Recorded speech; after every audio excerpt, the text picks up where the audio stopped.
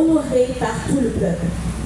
Il ordonna de les faire sortir pour un instant, puis il dit: Vous, Israélites, prenez garde à ce que vous allez faire à ces gens-là.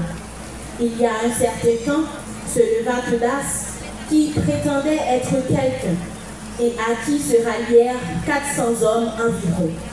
Il a été supprimé, et tous ses partisans ont été mis en déroute et réduits à rien. Après lui, à l'époque du recensement, se leva Judas, le Galiléen, qui a entraîné beaucoup de monde derrière lui. Il a péri, lui aussi. Et tous ses partisans ont été dispersés. Eh bien, dans la circonstance présente, je vous le dis, ne vous occupez plus de ces gens-là, laissez-les. En effet, si leur résolution ou leur entreprise vient des hommes, elle tombera. Mais si elle vient de Dieu, vous ne pourrez pas les faire tomber.